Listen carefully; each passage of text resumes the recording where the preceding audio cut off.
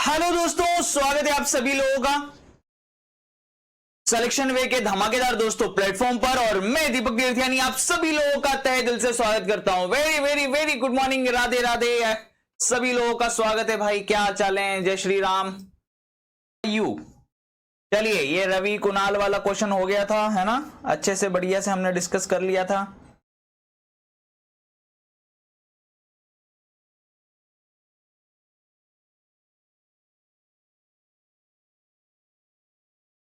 ठीक है,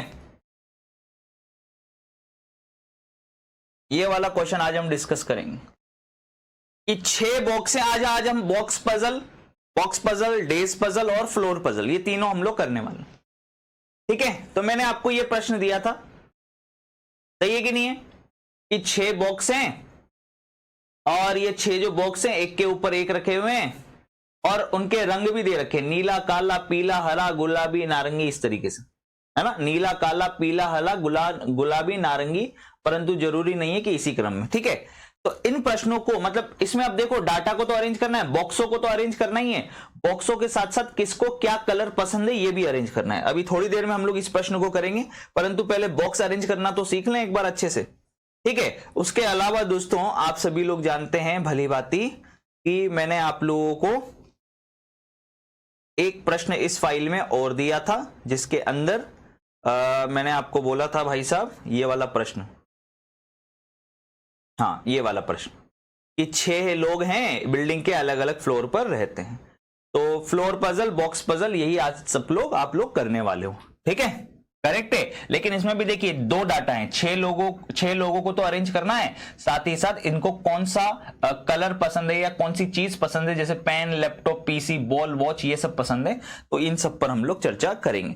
तो पहले हम लोग एक काम करते हैं, पहले सीख लेते हैं कि इस टाइप के क्वेश्चंस को कैसे अरेंज करते हैं, फिर डबल डाटा के साथ में क्वेश्चंस को कैसे अरेंज करना है, इन पर हम लोग चर्चा करेंगे। आ जाइए दोस्तों, स्टार्ट करते हैं आज यहां से। सबसे पहले देख लेंगे आप सभी बालक बालिकाएं। ठीक है, पजल टेस्ट पार्ट 2 के रूप में आज अपनी ये क्लास होने वाली है।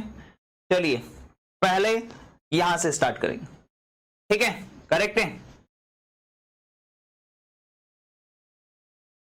बात है, पर पहले हम लोग सीख लेते हैं ना। देखिए डबल डाटा कंसेप्ट भी सीख लेंगे, कोई दिक्कत नहीं, परंतु पहले सिंगल डाटा को तो अरेंज करना अच्छे से सीख लें।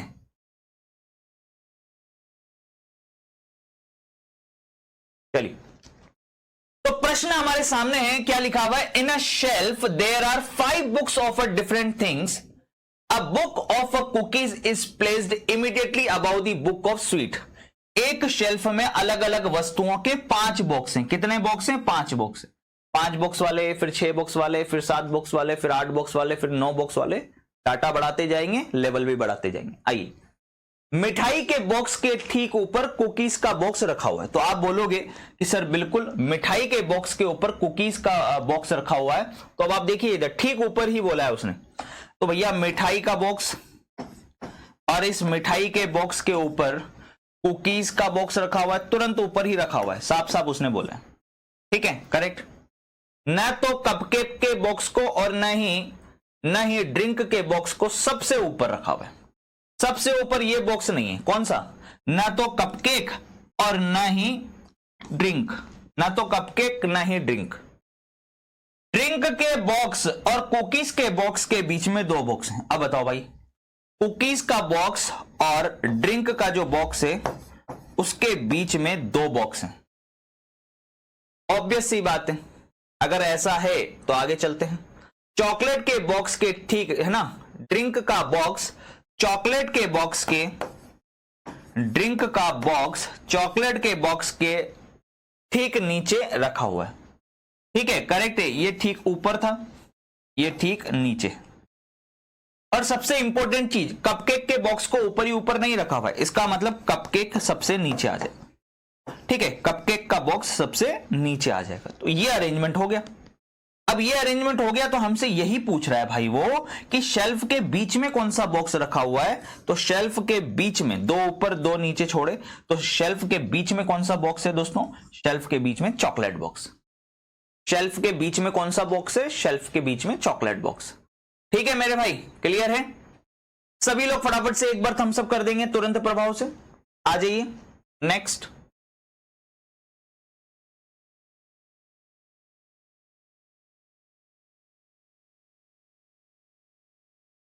सही है ना? आ जाइए। 8 डिब्बे ले लिए अब हमने, इससे पहले 5 लिए थे, बॉक्स 5 लिए थे, इस बार 8 डिब्बे ले रहा हूं मैं, लेवल बढ़ा दिया मैंने थोड़ा सा। 8 डिब्बे हैं A B C D E F G H, एक के ऊपर एक रखे हुए। 8 boxes A B C D E F G H are stacked one above another. 4 boxes are placed between C and G. ठीक है, 4 बॉक्स हैं जो सी और जी के मध्य में रखे हुए हैं। ठीक है, करेक्ट है, जो ढेर के नीचे से तीसरे स्थान पर है। अब देखिए यहां पर बहुत ही प्यारी लाइन आ गई ना, देखो लाइन से लाइन जुड़ी हुई है। 4 boxes are placed between C and G, which is placed third from the bottom of the stack. ये जो which वर्ड होता है ना, जो, जिसका, उसका, उसे, उससे, ये जो वर्ड आते हैं, जो, जिसका, उसका, उसे, उससे, ये जो वर्ड आते हैं ना, ठीक है, याद रखिएगा। उसके बाद वाला जो सेंटेंस होता है, जो के बाद वाला जो सेंटेंस होता है, याद रखिएगा मेरे भाई, है ना, जो के बाद वाला जो सेंटेंस होता है, who, whom, whose, which, English में आप बोल सकते हो जो, जिसका, उसका, उसे, उससे, ये जो वर्ड है। ठीक है, इसके बाद वाला ये जो सेंटेंस है कि ढेर के नीचे से तीसरे स्थान पर रखा हुआ, ये जो सेंटेंस दिया गया, ये किसके लिए दिया गया पता है आपको? ये जस्ट तुरंत पहले वाले व्यक्ति के लिए दिया हुआ है। जो के बाद वाला सेंटेंस किसके लिए दिया जाता है? जो के बाद वाला सेंटेंस किसके लिए दिया जाता है? तुरंत पहले। इस जो से तुरंत पहले कौन है? जी है। इस विच से तुरंत पहले कौन है? जी है। ठीक है, अगर जिसको नहीं पता है उसको मैं शॉर्ट में लिख भी देता हूं ताकि वो परेशान ना हो। ठीक है, आ जाइए, देखिएगा इधर, ध्यान से देखिएगा, बहुत इंपॉर्टेंट लाइन है, एग्जाम में बहुत टाइम बचाएगी आपका। अब देखिए, अगर मान लीजिए पहला पर्सन है ए, दूसरा पर्सन है बी, और उसके बाद वर्ड यूज हो रहा है जो, या हिंदी में जो, जिसका, उसका, उसे, उससे, ठीक है, यानी कि हु, whom, whose, which, ये वर्ड्स आ जाएं, ये सभी वर्ड्स, इनमें से कुछ भी आ जाए हिंदी इंग्लिश में से, तो याद रखिएगा तीसरे वाले व्यक्ति के बाद किसके लिए कही जाएगी? तुरंत पहले। क्या होगा? क्या याद रखोगे आप? Just before. क्या याद रखोगे? जस्ट बिफोर किसके लिए कही जाती है? तुरंत पहले वाले व्यक्ति के लिए कही जाती है। तीसरी वाली बात दोस्तों किसके लिए कही जाएगी? तुरंत पहले वाले व्यक्ति के लिए कही जाएगी। ठीक है ना, ये याद रखिएगा। पर कभी कभार क्या होता है ना, वो आपको कंफ्यूज कर देता है। 3 बातें हैं ना, 3 लोग हैं, तो यहां पे तीसरे वाले व्यक्ति की बात तुरंत पहले वाले व्यक्ति के लिए हो रही थी, लेकिन यहां पर मान लीजिए कभी कभी बहुत चालाकी करता है एग्जामिनर, बहुत चालाक है भाई साहब, वो क्या कर देगा? स्टार्टिंग के 2 लोगों के बीच में जो दे देगा। ठीक है ना, जो, जिसका, उसका, वही, उसे, उससे, ठीक है, जो, जिसका, उसका, उसे, उससे।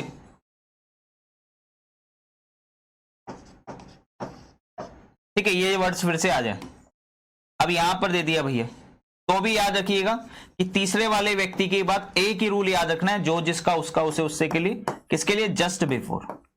क्या याद रखोगे दोस्तों? Just before. जस्ट बिफोर अर्थात तुरंत पहले वाले व्यक्ति की। किसके लिए कही जाती है बात? तुरंत पहले वाले व्यक्ति की। ठीक है, बात समझ में आ रही है? सभी बच्चे एक बार थम्स अप कर दें। ठीक है, हु, हुम, हुज, ठीक है, विच, दीज वर्ड्स अगर आ रहे हैं आपके, तो थर्ड पर्सन यानी थर्ड बात जो होगी वो किसके लिए? Just before. यहां बी के लिए बात हो रही है, यहां बात किसके लिए हो रही है? बी के लिए। यहां पे थर्ड पर्सन की बात किससे हो रही है? जस्ट बिफोर अर्थात ए के लिए हो रही है। ठीक है, ये याद रखिएगा। नेक्स्ट आगे देखिएगा, अगर सेंटेंस में फर्स्ट पर्सन है, देन सेकंड पर्सन दूसरी बात हो रही है, और वर्ड यूज हो रहे हैं और, या, तथा, लेकिन, किंतु, परंतु, ठीक है, यानी कि इफ और बट, ये वर्ड्स यूज हो रहे हैं। ठीक है, तो याद रखिएगा थर्ड पर्सन की बात हमेशा फर्स्ट पर्सन के लिए कही जाएगी। थर्ड पर्सन वाली बात यानी तीसरी बात हमेशा फर्स्ट पर्सन के लिए कही जाएगी। फर्स्ट वाले पर्सन हो सकता है, सेंटेंस हो सकता है। ठीक है, अभी आप आगे करेंगे तो याद रखिएगा। और, या, तथा, लेकिन, किंतु, परंतु, इफ और बट, ये जितने भी वर्ड्स आ जाएं तो याद रखिएगा थर्ड पर्सन वाली बात किसके लिए, फर्स्ट पर्सन के लिए। ठीक है, ये याद हो गया, जल्दी से बता दीजिए। और इसके अलावा जो आता है तो याद रखिएगा जस्ट बिफोर, थर्ड पर्सन की बात जस्ट बिफोर। अगर लास्ट के 2 लोगों के बीच में आ रहा है तो बी के लिए, स्टार्टिंग के 2 लोगों के बीच में आ रहा है तो फर्स्ट पर्सन के लिए। अब देखिए सेंटेंस पढ़ना बड़ा ही आसान हो जाएगा आपके। अब देखिए क्या बोल रहा है, सी और जी के मध्य में 4 डब्बे रखे गए हैं। 4 boxes are placed between C and G, लिखा हुआ है साहब साहब। 4 boxes are placed between C and G, which is placed third from the bottom of the stack. ठीक है, which is placed third from the bottom of the stack। तो यानी ये वाला सेंटेंस, ये जो सेंटेंस यूज हुआ है, ये सेंटेंस किसके लिए यूज हुआ है, जस्ट बिफोर, दैट मीन्स जी के लिए। जो के बाद वाला सेंटेंस, ये जो वर्ड है, जो के बाद वाला सेंटेंस किसके लिए यूज होगा, जस्ट बिफोर। किसके लिए यूज हो रहा है, जी के लिए। तो चलिए इसको ऐसे बनाएंगे कि टोटल 8 डब्बों का स्टेक था, जो ढेर के नीचे से तीसरे स्थान पर, मान लो 8 बॉक्स हैं, करेक्ट, 8 बॉक्स हैं, 1 2 3 4 5 6 7, तो ये हो गया 8 टोटल। ठीक है, नीचे से देखिएगा, नीचे से ये पहला स्थान, दूसरा स्थान, तीसरा स्थान, चौथा स्थान, 5वां स्थान, 6ठा स्थान, 7वां स्थान, 8वां स्थान। सही है, तो नीचे से क्या बोला है, ढेर के नीचे से तीसरे स्थान पर है, तो पहला, दूसरा, तीसरे स्थान पर कौन है, जी। और सी और जी के बीच में कितने डब्बे थे, 4 डब्बे थे, 1 2 3 4, तो सी यहां आ गया। ये करेक्ट है क्या, यहां तक की चीज समझ में आ गई आपको? ये वाली बात जल्दी से बता दो, फटाफट से, समझ में आ गई आपको? सी और जी के मध्य में 4 बॉक्स थे, तो बिल्कुल सी और जी के बीच में क्या थे, 4 बॉक्स थे, जो ढेर के नीचे से तीसरे स्थान पर रखा हुआ है। तो जो ढेर के नीचे से तीसरे स्थान पर रखा हुआ है, अर्थात नीचे से तीसरे स्थान पर कौन है, जी है। ये बात जी के लिए हो रही। आगे देखिए क्या लिखा हुआ है, ए और डी के मध्य में 2 बॉक्स रखे गए हैं। 2 boxes are placed between A and D, A और डी के बीच में 2 बॉक्स हैं। अब वापस से जो वर्ड का यूज हो गया दोस्तों, देख रहे हो आप, फिर से जो वर्ड का यूज हो गया यहां। तो जो के बाद वाला सेंटेंस जी के ठीक ऊपर रखा गया है। ये बात किसके लिए कही गई है, जस्ट बिफोर। जस्ट बिफोर कौन है, जस्ट बिफोर कौन है, डी। जो के बाद वाला सेंटेंस किसके लिए, just before, that means D. तो यहां पर देखिएगा, which is placed, who, whom, whose, which, ये वर्ड्स आ जाएं। Which is placed immediately above G, immediately above G, ये बात किसके लिए, जस्ट बिफोर। विच से जस्ट बिफोर कौन है, डी। तो D is placed immediately above G, D G के ठीक ऊपर रखा हुआ है, तो डी को यहां रख दिया आपने। अब उसने बोला था ए और डी के मध्य में 2 बॉक्स, यही बोला था ना, ए और डी के मध्य में 2 डब्बे हैं, तो डी तो आ चुका है। अब देखो 2 केस बन गए भाई साहब, 2 केस बन जाएंगे। पहला केस, ए और डी के बीच में 2 बॉक्स हैं, तो ऊपर हो सकता है 2 बॉक्स और ए यहां हो सकता है। डी और ए के बीच में 2 बॉक्स हैं, तो डी 2 बॉक्स और ए यहां भी हो सकता है। तो ये भी केस ले लिया हमने, ये भी केस ले लिया, दोनों केस ले। आगे चलिए, आगे लाइन है ए और एफ। ए और एफ के मध्य बीच में 1 डब्बा रखा गया है। फिर वापस से जो वर्ड का यूज हुआ है, फिर से जो वर्ड का यूज हुआ है। तो जो के बाद वाला सेंटेंस बी के ठीक नीचे रखा गया है। ये बात किसके लिए कही जा रही है, एफ के लिए। ठीक है ना, करेक्ट है, ध्यान से देख लो। Which is placed immediately below B, which is placed, F is placed, F को बी के तुरंत नीचे रखा हुआ है। इसको एफ को बी के तुरंत नीचे रखा हुआ है। तो 2 केस बन सकते हैं, बी एफ, क्योंकि एफ को बी के तुरंत नीचे रखा हुआ है। यहां पे भी 2 केस बन सकते हैं, बी एफ, यहां आएंगे दोनों या यहां आएंगे, या इस वाले केस में यहां आएंगे दोनों या फिर यहां आएंगे, हमें नहीं पता। चलिए आगे चलते हैं। जो बी के ठीक नीचे रखा हुआ है, तो बी के ठीक नीचे किसको रखा हुआ है, एफ को। ठीक है ना, विच के बाद वाला सेंटेंस किसके लिए यूज होता है, तुरंत पहले वाले के लिए। तो क्या पढ़ेंगे, F is placed immediately below B, F is placed immediately below B, अर्थात एफ को बी के नीचे रखा हुआ है। ठीक है, और क्या बोला था उसने, ए और एफ के बीच में केवल 1 डब्बा है। अब बताओ, ए और एफ के बीच में अगर 1 डब्बा है, तो ए 1 डब्बा और एफ तो फिर यहां आना चाहिए। तो ये तो पॉसिबल नहीं है, ये केस तो रॉन्ग हो गया पीछे वाला। ए और एफ के बीच में 1 डब्बा होना चाहिए कि ए 1 डब्बा और एफ, ए और एफ के बीच में 1 डब्बा हो और एफ को बी के जस्ट नीचे, तुरंत नीचे रखा हुआ है। एफ को बी के तुरंत नीचे हमने रख दिया भाई साहब, सही है। आगे देखिएगा इधर, ई को ढेर में सबसे नीचे नहीं रखा हुआ है, ई को ढेर के सबसे नीचे नहीं रखा गया है, यानी ई को हमने सबसे नीचे नहीं रखा है, यानी ई को हमने यहां रखा है, सही है, करेक्ट है। आगे क्या बनेगा, आगे एच बच गया लास्ट में, तो यहां एच आ जाएगा, है ना, ये एच बच गया तो इस जगह एच आ जाएगा भाई साहब। यहां कौन बच गया, एच बच गया भाई साहब, यहां इस जगह पे एच आ गया। अब ये अरेंजमेंट अपना कंप्लीट हो गया दोस्तों। अब आपसे क्या पूछा जा रहा है, कौन सा डब्बा ढेर के सबसे नीचे रखा गया है, कौन सा डब्बा ढेर के सबसे नीचे रखा गया है, एच डब्बे को ढेर के सबसे नीचे रखा गया। कौन सा डब्बा एच के सॉरी कौन सा डब्बा ढेर के सबसे नीचे रखा हुआ है, तो भैया एच डब्बा जो है वो ढेर के सबसे नीचे रखा हुआ। इस एक ही प्रश्न से बहुत सारे कंसेप्ट क्लियर हो गए आपके, कि जो वाला जब सेंटेंस आता है तो उसको किस प्रकार से अरेंज किया जाता है, ठीक है ना, कि जो के बाद वाला जो सेंटेंस होता है वो जस्ट बिफोर, तुरंत पहले वाले व्यक्ति के लिए कहा जाता है कि नहीं, करेक्ट है। आइए दोस्तों नेक्स्ट आगे चलते हैं। ये लिख लेना, ये बहुत काम की चीजें हैं, बहुत टाइम बचाएगी आपका एग्जाम में। आइए दोस्तों करते हैं फिर से। अब 7 बॉक्स हैं, अब जो बॉक्स है ना वो 7 है, ठीक है, ध्यान से देखिए। अब कितने बॉक्स रखे गए हैं, अब 7 बॉक्स रखे गए हैं।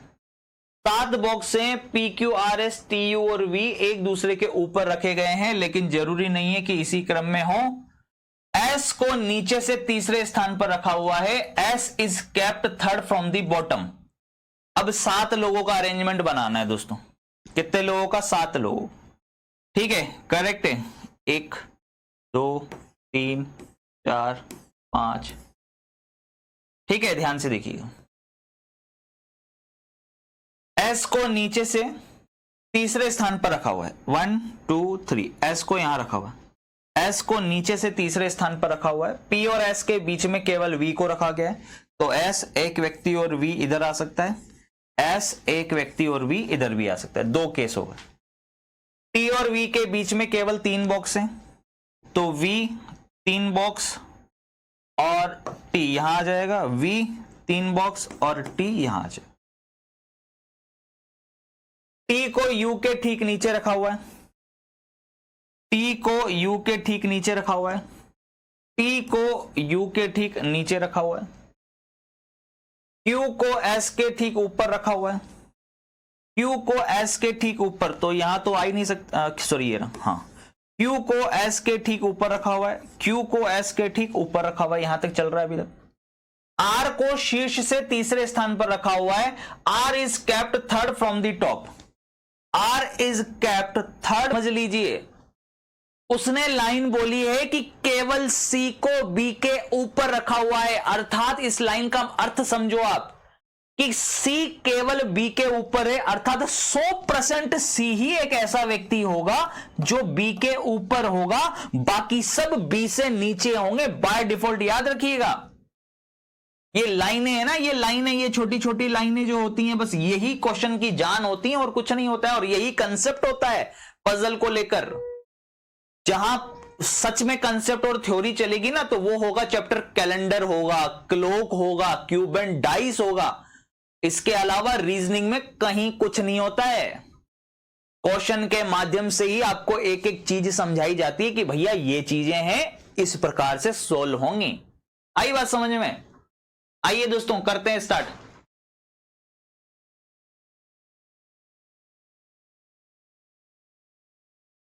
अब देखिए, अगर आपने क्वेश्चन को अगर पूरा पढ़ लिया होता, मैंने आपको कल क्या कहा था कि क्वेश्चन को पूरा पढ़ना, बोला था कि नहीं? अगर आपने भाई साहब, अगर आपने इस क्वेश्चन को पूरा पढ़ लिया होता तो उसने क्या पूछा है आपसे कि बी के ऊपर कितने डब्बे हैं, तो बताओ तुम्हारा आंसर 1 सेकंड में आ रहा था कि नहीं आ रहा था? अक्कल लगाओ थोड़ा सा। तुम्हारा आंसर तो यहीं खत्म हो गया कि बी के ऊपर 1 डब्बा है। क्यों अरेंज कर रहे हो भाई? अरेंज क्यों कर रहे हो आप? आपका आंसर तो यहीं आ गया। अब करने वाला करता रहेगा अरेंज, करने वाला करता रहेगा टाइम वेस्ट, करने वाला करता रहेगा भैया समय की बर्बादी, और फिर 4 क्वेश्चन और कर लेगा इतनी देर में बाकी व्यक्ति।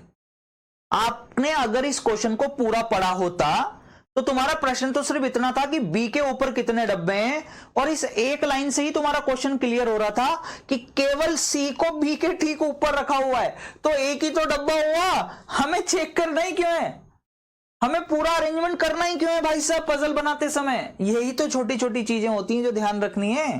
पर अभी हम लोग सीख रहे हैं ना, तो जब सीख रहे हैं तो प्रॉपर बना लो, कोई दिक्कत नहीं, क्वेश्चन को भूल जाओ फिलहाल, और हम पहले सीख लेते हैं कि अरेंज कैसे करते हैं।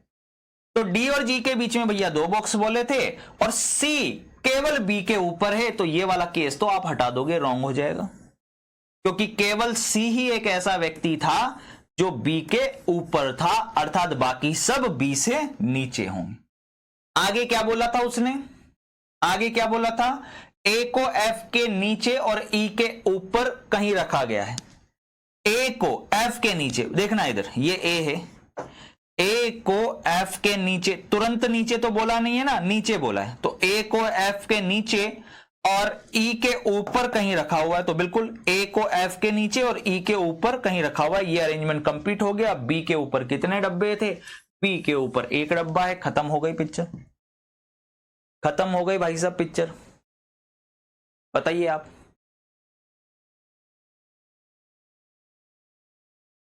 ठीक है, आ जाओ भैया, अब कर लो पूरा फोकस, यहां पे आ जाइए दोस्तों। 7 बॉक्स हैं, एक के ऊपर एक रखे हैं, जरूरी नहीं है कि इसी क्रम में हो, कोई भी बॉक्स। देखिए रीजनिंग के अंदर आप वास्तव में आप किसी भी टॉपिक के लिए आप कमांड बनाना चाहते हैं ना, आप मैक्सिमम क्वेश्चंस कर लो, आप जितने ज्यादा क्वेश्चंस हो सके ना उस टॉपिक से रिलेटेड उसको कर लो, कमांड अपने आप बन जाएगी, ठीक है, करेक्ट है, और ना किसी रिवीजन की जरूरत पड़ने वाली है दोबारा।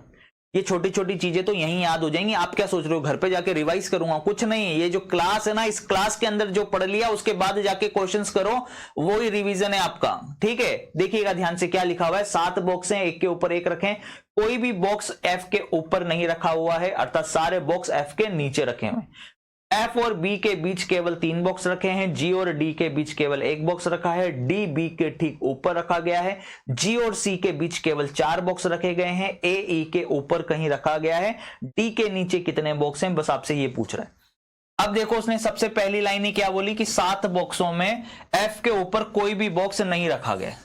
अब अगर एफ के ऊपर कोई भी बॉक्स नहीं रखा है, इसका मतलब दोस्तों समझ जाओ कि सारे बॉक्सों को एफ के नीचे रखा गया, यस और नो, सारे बॉक्सों को एफ के नीचे रखा हुआ है। एफ और बी के बीच में 3 बॉक्स हैं, एफ 3 बॉक्स बी बनाया, जी और डी के बीच में 1 बॉक्स रखा गया है, डी बी के ठीक ऊपर है, तो देखिए डी को बी के ठीक ऊपर बनाया। एफ और बी के बीच 3 बॉक्स हो गए थे, डी को बी के ऊपर बना दिया, क्योंकि ये वाली लाइन तो अरेंज नहीं कर पा रहे थे, लेकिन अगली लाइन आराम से अरेंज हो रही। अगला है जी और डी के बीच केवल 1 बॉक्स था, तो डी 1 बॉक्स जी, डी 1 बॉक्स जी। पर मुझे क्यों चेक करना है, मुझे क्यों अरेंज करना है? अगर मैंने प्रश्न पढ़ लिया है तो मेरे प्रश्न का आंसर तो ये आ गया कि डी के नीचे कितने बॉक्स हैं। जब डी की पोजीशन फिक्स हो गई है तो डी के नीचे भाई साहब 3 बॉक्स है। अब यही तो कॉमन सेंस हमको एग्जाम में भी यूज करना होता है। हमें क्या लगता है ना कि भैया क्वेश्चन को पूरा अरेंज करेंगे तभी आंसर निकालेंगे, नहीं, ऐसा नहीं होता है। एग्जामिनर इतना पागल नहीं है कि आपसे 5-6 लाइनें देगा और आपसे पूरा ही अरेंज करवाएगा। बहुत कम चांसेस होते हैं कि पूरा अरेंज करवाए, वरना आपको हमेशा क्वेश्चन अगर आपने पहले पढ़ लिया होता तो 1-2 लाइन पढ़ने के बाद ही आपका आंसर निकल के आ गया प्रश्न से संबंधित। अब आप इसको पूरा अरेंज करो या मत करो, वो आपकी इच्छा है। चलो भाई, फिर से आप बोलोगे कि सर 2 बॉक्स बन जाए, इस हिसाब से तो सर 2 केस बन जाएंगे। ये एफ बी तो फिक्स है, ये डी है। क्या बोला उसने, जी और डी के बीच में केवल 1 बॉक्स है, तो डी 1 बॉक्स और जी यहां आ सकता है, डी 1 बॉक्स और जी यहां आ सकता है। आगे बोला गया है जी और सी के बीच केवल 4 बॉक्स हैं, तो जी 1 2 3 4 4 बॉक्स और सी, जी 1 2 3 4 4 बॉक्स और फिर सी यहां आना चाहिए, जो कि अरेंजमेंट नहीं हो सकता, ये रॉन्ग है, ये अभी तक सही चल रहा है, ठीक है, करेक्ट है। ए ई के ऊपर कहीं रखा हुआ है, ए को हमने ई के ऊपर कहीं रखा है, ये ए को हमने रख दिया ई के ऊपर कहीं, तो ये अरेंजमेंट कंप्लीट हो गया। तब भी आंसर हमारा यही निकल कर आएगा कि डी के नीचे कितने बॉक्स हैं, तो डी के नीचे 3 बॉक्स हैं। डी के नीचे कितने बॉक्स हैं, डी के नीचे 3 बॉक्स। चलिए नेक्स्ट अगला देखिए,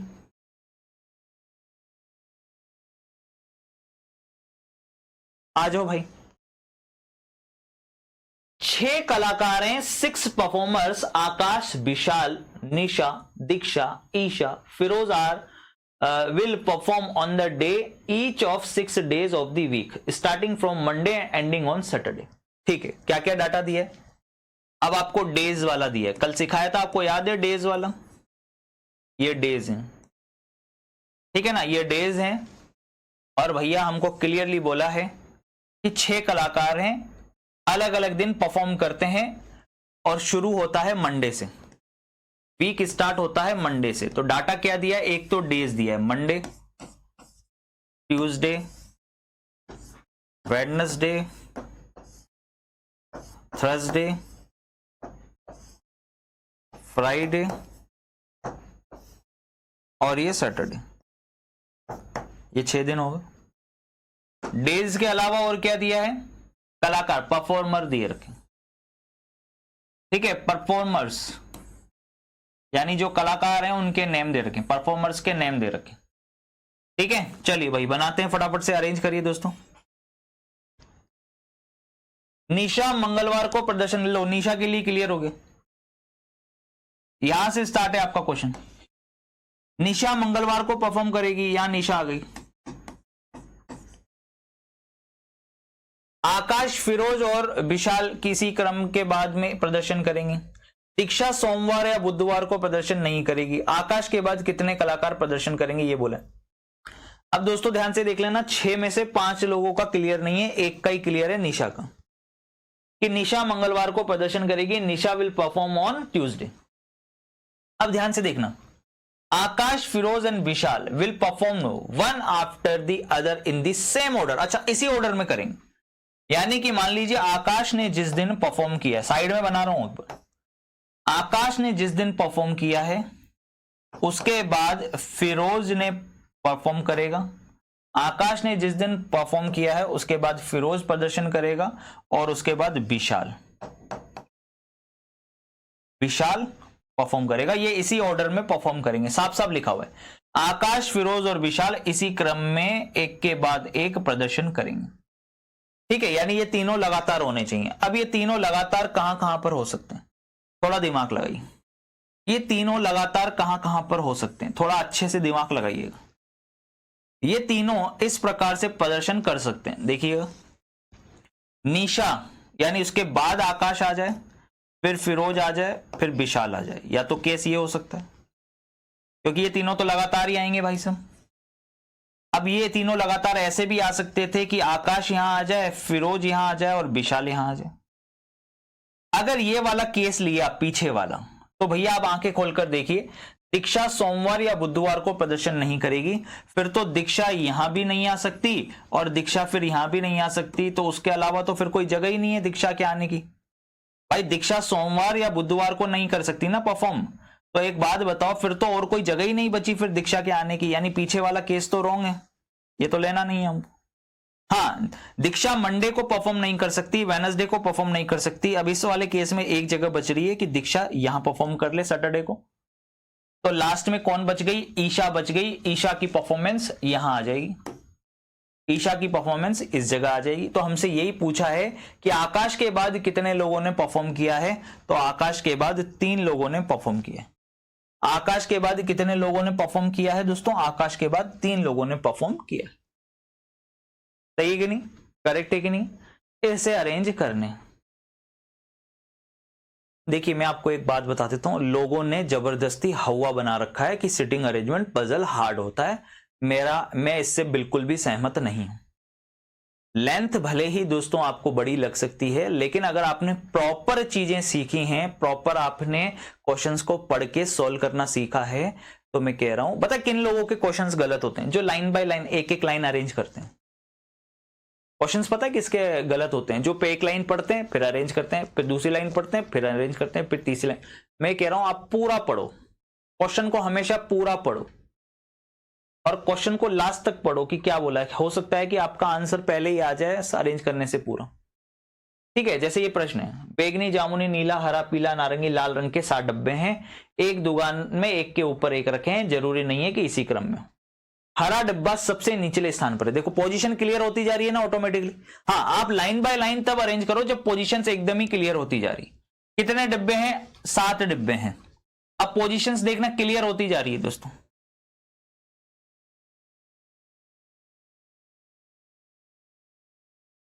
देखिए पोजीशंस क्लियर हो रही। क्या बोला? सबसे पहले क्या बोला उसने? हरा डब्बा सबसे नीचे रखा हुआ है, ग्रीन कलर का डब्बा सबसे नीचे रखा हुआ है, तो इसकी पोजीशन क्लियर हो गई ना ऑटोमेटिकली। 4 डिब्बों को नीले और पीले रंग के बीच में रखा जाता है, जहां नीला पीले से ऊपर होता है। ठीक है। केवल जामुनी डिब्बा बैगनी और पीले डिब्बे के बीच में है। नारंगी डिब्बा ऊपर से दूसरे स्थान पर। लो, इसका भी क्लियर हो गया। नारंगी डिब्बा जो है ऊपर से दूसरे स्थान पर।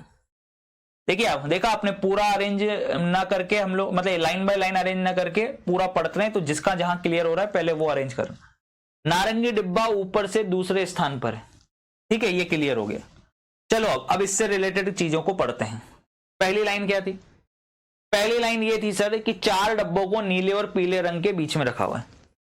ठीक है, 4 डिब्बों को देखो, 4 डिब्बों को नीले और पीले रंग के बीच में रखा जाता है, जहां नीला पीले से ऊपर होता है। अब 4 डिब्बों को रखा है नीले और पीले के बीच में, जहां नीले को पीले से ऊपर रखा हुआ है। तो देखिए ब्लू कलर का डब्बा अगर ऊपर आ जाए तो 1 2 3 4 और फिर पीला डब्बा आ जाएगा। तो देखिए जहां पर ब्लू कलर का डब्बा है उसके बीच में 4 डब्बे हैं और यहां पर आ गया येलो कलर का डब्बा। ठीक है, करेक्ट है। अगला क्या बोला? अगला लाइन बोला है केवल जामुनी डिब्बा बैगनी और पीले के बीच में। तो येलो बीच में जामुनी कलर का आ जाएगा, वॉयलेट वाला। ठीक है, वॉयलेट मतलब जामुनी, तो वॉयलेट कलर का बैगनी कलर का डिब्बा पीले और किसके बीच में बोला था उसने, है ना? बैगनी और सॉरी जामुनी कलर इंडिगो हो। Only the indigo box is between the violet and yellow. Sorry, indigo होता है, जामुनी मतलब इंडिगो। इंडिगो ये है जामुनी, ठीक है ना? बैगनी मतलब वॉयलेट, तो वॉयलेट और ठीक है, ये हो गया पीला कलर का डब्बा, ये हो गया हरे कलर का डब्बा। ठीक है, ये हो गया आपका बैगनी कलर, ये नीला कलर हो गया और ये नारंगी कलर हो गया। ठीक है, अब लास्ट में कौन बच गया? ऐसा कौन सा डब्बा है जो अभी तक नहीं आया है दोस्तों? कहीं पर भी रेड कलर का डब्बा नहीं आया तो रेड कलर का डब्बा यहां आ जाएगा। ठीक है, लाल रंग का डब्बा इस जगह आ जाएगा। जो लास्ट में बच गया वो लास्ट पोजीशन पे आ जाएगा। तो बताइए ऊपर से लाल डिब्बे की स्थिति क्या है? पहला, दूसरा, तीसरा डब्बा है लाल कलर का। लाल कलर का डब्बा ऊपर से कौन से नंबर पे है? 3rd नंबर पे। ठीक है, करेक्ट है, इजीली हो रहा है। अब आप लोग बनाइए फटाफट से, मुझे करके बताइएगा। एक मेज है, ठीक है, उस मेज पर खाद्य पदार्थों के बॉक्स रखे हैं। टॉफी के डिब्बे को एक सिरे पर रखा गया है। टॉफी वाले डिब्बे और चॉकलेट वाले डिब्बे के मध्य 3 डिब्बे रखे गए। ऐसे ऐसे आपको अरेंज करने हैं बॉक्सेस को। चलिए अरेंज करिए। आप लोग मुझे जल्दी से करके बताएं। मैं कह रहा हूं ज्यादा नहीं, है ना? ज्यादा क्वेश्चन में नहीं बोल रहा, लेकिन डेली के, अगर आप डेली के सेटिंग अरेंजमेंट या पजल के मिला के 10-12 क्वेश्चन भी कर लेते हो ना डेली, आधा 1 घंटे का समय निकाल, आधा घंटे का समय निकाल, तो जब क्वेश्चन पहले सही होने लग जाते हैं ना, तो उसके बाद ऑटोमेटिकली स्पीड भी बढ़ जाती है। आप सोच रहे हो कि मैं डायरेक्टली स्पीड बढ़ा लूंगा बिना क्वेश्चन को सही किए हुए, तो ऐसा कभी भी नहीं होगा, किसी भी चैप्टर में नहीं होगा। पहले आपको प्रॉपर मेरे भाई आपको क्वेश्चंस को सही करने पड़ेंगे। काफी दिन तक जब क्वेश्चन सही होने लग जाएंगे तो स्पीड ऑटोमेटिकली बढ़ जाएगी।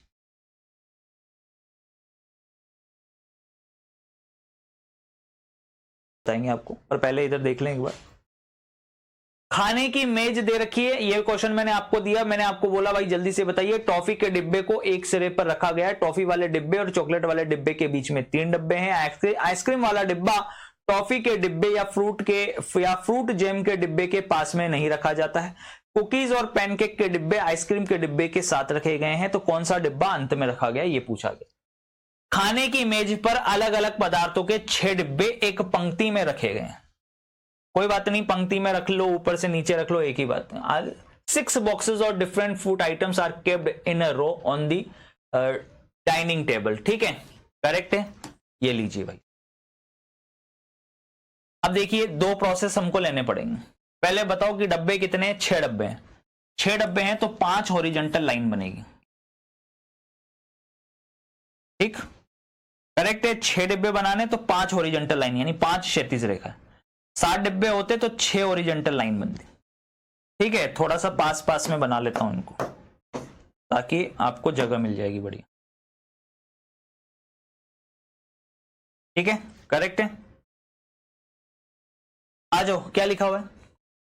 टॉफी के डिब्बे को एक सिरे पर रखा जाता है।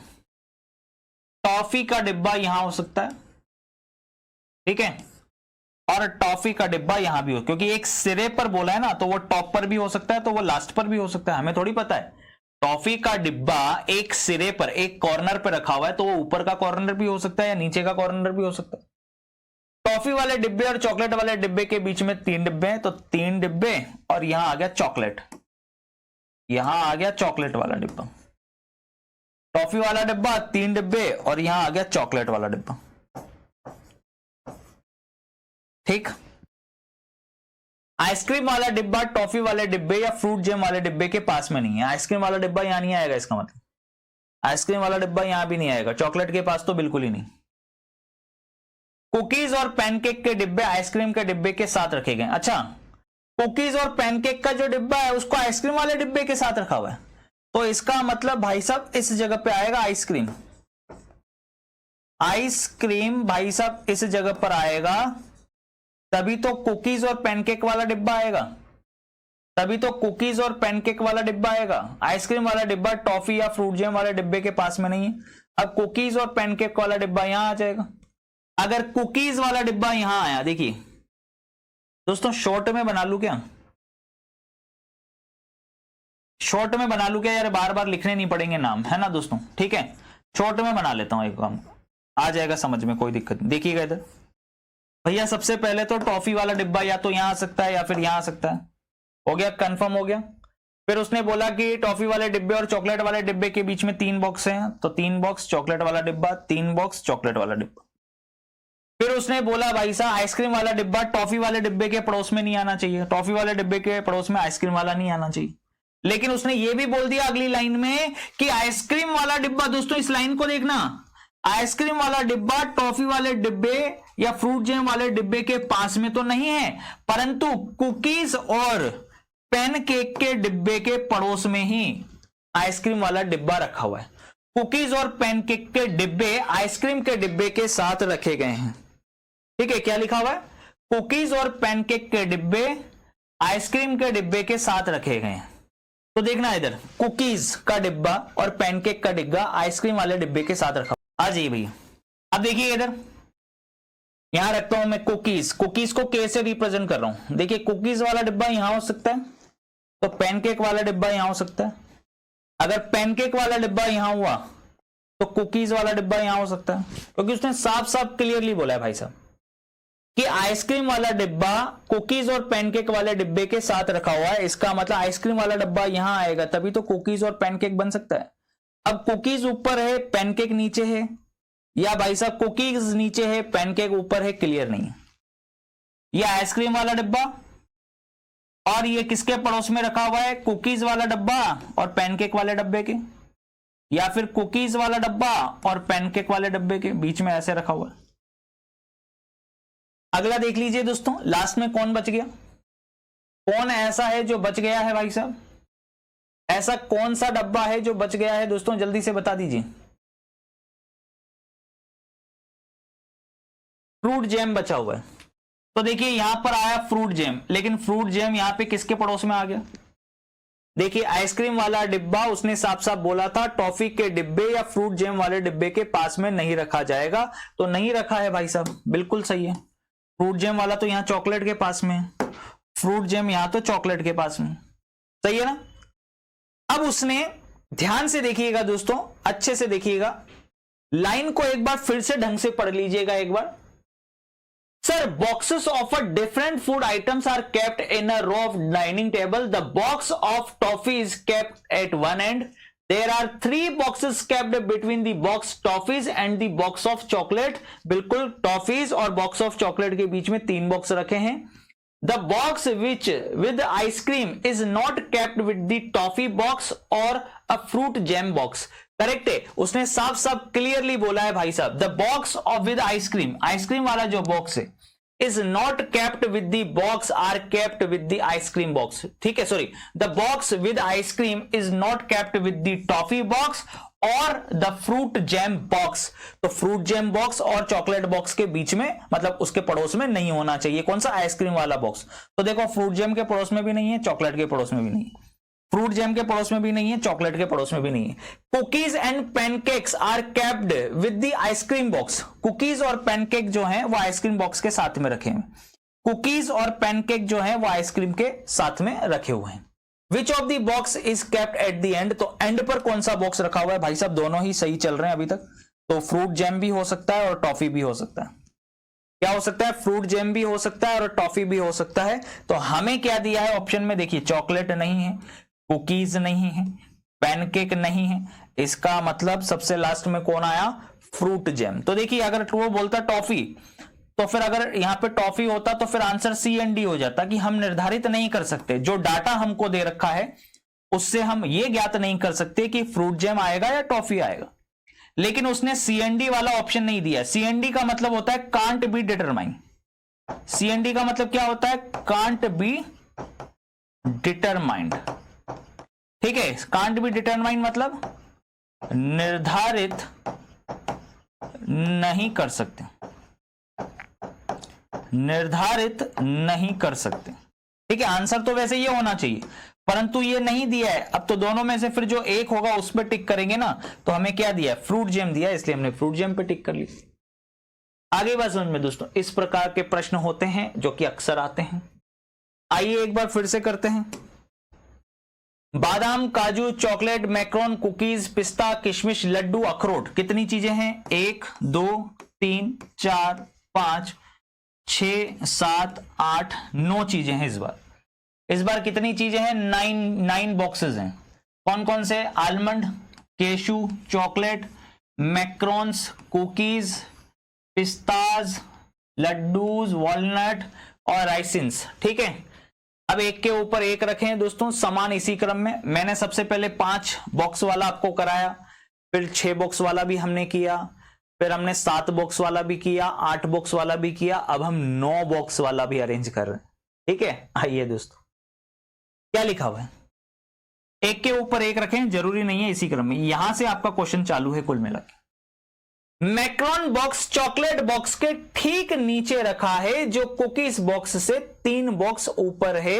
अब आप सभी लोग जानते हैं कि सर जो के बाद वाला जो सेंटेंस होता है वो जस्ट बिफोर, तुरंत पहले वाले के लिए कहा जाता है। पहले तो ये बनाओ भाई, मैक्रोन बॉक्स, ये Macron box sir, Macron box chocolate box के ठीक नीचे रखा हुआ है। मैक्रोन बॉक्स चॉकलेट बॉक्स के ठीक नीचे रखा हुआ है। सही है ना? करेक्ट है। मैक्रोन बॉक्स चॉकलेट बॉक्स से ठीक नीचे रखा है। जो कुकीज बॉक्स से 3 बॉक्स ऊपर है, तो यह बात किसके लिए कही गई है? चॉकलेट बॉक्स के लिए। चॉकलेट बॉक्स कुकीज बॉक्स से कितना? 3 बॉक्स ऊपर है। तो थोड़ा दिमाग लगाइए, 3 बॉक्स ऊपर का मतलब क्या हुआ? देखिए, उसने ये नहीं बोला कि 3 बॉक्स रखे उनके बीच में। ये मैं आपको डे 1 जो कल पहली क्लास हुई थी उसके अंदर भी मैंने समझाया था। कुकीज बॉक्स से 3 स्थान ऊपर है, यानी कुकीज बॉक्स जहां पर भी रखा हुआ है, ठीक है, कुकीज बॉक्स जहां पर भी रखा हुआ है उससे 1 बॉक्स ऊपर, 2 बॉक्स ऊपर और 3 बॉक्स ऊपर कौन है? Chocolate box. ठीक है ना? चॉकलेट बॉक्स रखा हुआ। तो इसका मतलब क्या हुआ? 1 बॉक्स ऊपर, 2 बॉक्स ऊपर, 3 बॉक्स ऊपर, यानी कुकीज और चॉकलेट के बीच में कितने बॉक्स है? 2 बॉक्स। तो कुकीज और चॉकलेट के बीच में 2 बॉक्स और यहां आ गया कुकीज। ठीक है, बीच में 2 बॉक्स होंगे तभी बोल सकते हो कि 3 बॉक्स ऊपर है। 1 बॉक्स ऊपर, 2 बॉक्स ऊपर, 3 बॉक्स ऊपर, हो गया। काजू का बॉक्स ढेर के एक छोर पर है, अब ऊपर है या नीचे है ये क्लियर नहीं। पिस्ता और किशमिश के बॉक्स के बीच में केवल लड्डू का बॉक्स है। अब देखिए दोस्तों, इस अरेंजमेंट को हमें बनाना पड़ेगा, लेकिन बहुत ही मतलब सोफिस्टिकेटेड तरीके से बनाना पड़ेगा, अदरवाइज ये बनेगा नहीं दोस्तों। मैं सही बता रहा हूं, अगर आप सोच रहे हो कि एक ही बार में आप बना लोगे तो आपको बहुत दिक्कत आ जाएगी। मैं बता रहा हूं, आप लोग बस जो भी डाटा मिल रहा है आपको साइड में बनाते जाइए और एक प्रॉपर दोस्तों कंसेप्ट के साथ में आगे बढ़िए। पहले 9 बॉक्स बनाइए। कितने बॉक्स हैं? 9 बॉक्स है ना, 9 बॉक्स हैं। इसका मतलब सीधा सा ये है कि भैया आपको 8 सेक्शंस बनाने पड़ेंगे। 1 2 3 4 5 6 7 ये 8, ठीक है। क्योंकि हमको 9 बॉक्स अरेंज करने हैं तो 8 हॉरिजॉन्टल लाइन खींचेंगे तभी 9 बॉक्स बनेंगे। अब देखिए ध्यान से, क्या बोला था? पिस्ता का बॉक्स काजू के बॉक्स से 3 स्थान नीचे, लेकिन काजू का बॉक्स ढेर के एक छोर पर है। काजू का बॉक्स ढेर के एक छोर पर है और पिस्ता का बॉक्स काजू के बॉक्स से 3 स्थान नीचे। अगर कोई चीज काजू से नीचे है तो काजू सबसे नीचे तो हो नहीं सकता ना। पिस्ता का बॉक्स काजू के बॉक्स से 3 स्थान नीचे, अक्कल लगाओ। पिस्ता का बॉक्स अगर काजू के बॉक्स से 3 स्थान नीचे, अगर मैं बोल रहा हूं कि काजू का बॉक्स यहां पर है सबसे नीचे, तो पिस्ता का बॉक्स तो अरेंजमेंट से ही बाहर हो जाएगा। फिर अरेंजमेंट से बाहर थोड़ी कर देंगे उसको, तो इसका मतलब काजू के बॉक्स को यहां बनाएंगे दोस्तों हम। ये आ गया हमारा काजू का बॉक्स, करेक्ट है। अब पिस्ता का बॉक्स काजू के बॉक्स से 3 स्थान नीचे है। 1 स्थान नीचे, 2 स्थान नीचे, 3 स्थान नीचे। थोड़ा ध्यान से करिएगा, उसने ये नहीं बोला कि काजू और पिस्ता के बीच में 3 बॉक्स रखे हैं, जी नहीं। उसने ये कतई नहीं बोला कि पिस्ता का बॉक्स काजू के बॉक्स से 3 बॉक्स बीच, मतलब बीच में 3 बॉक्स हैं, ऐसा नहीं बोला है। उसने बोला है कि पिस्ता का बॉक्स काजू के बॉक्स से 3 स्थान नीचे है। अर्थात ये 1 स्थान नीचे, ये 2 स्थान नीचे, ये 3 स्थान नीचे। आ गई बात समझ में? ये आ गया पिस्ता। आगे क्या बोला था कि पिस्ता और किशमिश के बॉक्स के बीच में केवल लड्डू का बॉक्स है। पिस्ता और किशमिश, पिस्ता और किशमिश के बॉक्स के बीच में केवल लड्डू का बॉक्स है। पिस्ता और किशमिश के बीच में लड्डू का बॉक्स है। लेकिन यह केस ऐसा भी तो हो सकता था दोस्तों, थोड़ा दिमाग लगाइए। पिस्ता और काजू तो फिक्स है, ठीक है। पिस्ता और किशमिश, पिस्ता और किशमिश के बीच में, पिस्ता और किशमिश के बीच में ये बना दिया लड्डू हमने, ठीक है। अब मेरे भाई ध्यानपूर्वक अच्छे से देखिएगा, अच्छे से देखिएगा। बादाम का बॉक्स पिस्ता के बॉक्स से ठीक नीचे, बादाम का बॉक्स पिस्ता के बॉक्स से ठीक नीचे था। जैसे ही आपने इसको अरेंज किया तो बताओ, बादाम का बॉक्स अगर पिस्ता के बॉक्स के ठीक नीचे था तो ये तो अरेंजमेंट कर ही नहीं सकते फिर हम, ये तो अरेंजमेंट रॉन्ग हो गया। इसका मतलब ये अभी तक सही चल रहा है। अब थोड़ी सी अक्कल लगाइएगा, ये साइड में आपने ऑलरेडी अरेंज कर रखा है किसको? चॉकलेट, मैक्रोन, फिर 1 स्थान खाली और कुकीज, तो वो तो यहीं आ सकते हैं। चॉकलेट, देखिए चॉकलेट, ठीक है, मैक्रोन, चॉकलेट, मैक्रोन, 1 स्थान खाली और कुकीज, ये आ गया कुकीज। तो लास्ट में जो बच गया वो यहां आ जाएगा ना। अखरोट बचा हुआ है तो अखरोट यहां आ जाएगा, अखरोट इस जगह आ जाएगा। ये आपका अरेंजमेंट कंप्लीट हो गया। और हमसे पूछ रहा है ढेर के बीच में कौन सा, बिल्कुल बीच में कौन सा, तो 4 बॉक्स इधर हटाओ, 4 बॉक्स इधर हटाओ। तो ठीक बीच में कौन सा बॉक्स है, जल्दी से बता दो। ठीक बीच में कौन सा बॉक्स रखा हुआ है? तो ठीक बीच में बादाम का बॉक्स रखा हुआ है, आलमंड बॉक्स रखा हुआ है, ठीक है, सही है ना। मजा आया कि नहीं आया? सभी लोग जल्दी से बता दीजिए फटाफट से। हम लोग करेंगे क्वेश्चंस, लेकिन उससे पहले मैं आपको होमवर्क के लिए क्वेश्चन दे देता हूं। इसको बनाइएगा, क्वेश्चन नंबर 11 को और क्वेश्चन नंबर 12 को। ये 2 प्रश्न तो एटलीस्ट कम से कम बना के आइएगा, क्योंकि कल फिर वो वाले क्वेश्चन भी मेरे को डिस्कस करने हैं जो क्लास 1 में मैंने आपको होमवर्क के लिए दिए थे, ठीक है। क्लास 1 में जो होमवर्क वाले थे वो भी हमको डिस्कस करने हैं, ठीक है भाई, करेक्ट है। मजा आया कि नहीं आया, जल्दी से ये बता दो फटाफट से।